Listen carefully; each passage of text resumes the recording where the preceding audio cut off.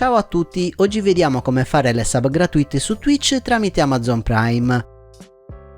Tutti gli abbonati Prime infatti possono fare una sub gratuita ad un canale Twitch, vediamo subito come muoverci. Digitiamo Prime Gaming sulla barra di ricerca. Poi clicchiamo qui. In alternativa si può accedere direttamente a Prime Gaming digitando gaming.amazon.com nella barra degli indirizzi, vi lascio questo link in descrizione. Adesso facciamo l'accesso con il nostro account Amazon.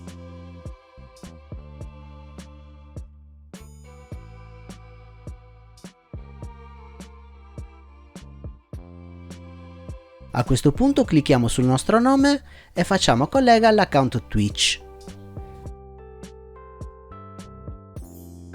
Quindi collega gli account.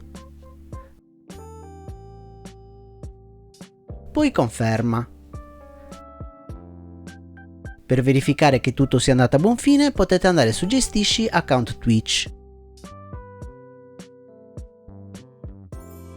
Come potete vedere il mio account Twitch è associato a quello Amazon.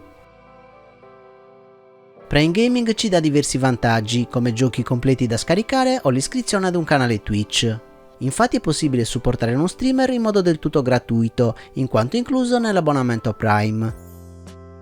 Qui non c'è altro da fare, spostiamoci su Twitch. Una volta arrivati su Twitch potete abbonarvi gratuitamente al vostro canale preferito. Sarà sufficiente cliccare su Abbonati. A questo punto spuntiamo Usa abbonamento Prime.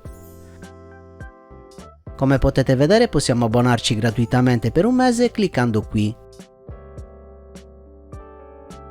Perfetto, una volta abbonati avrete accesso a delle funzionalità esclusive come emoticon e stemmi personalizzati, ma soprattutto potrete vedere tutta la live senza nessuna interruzione pubblicitaria.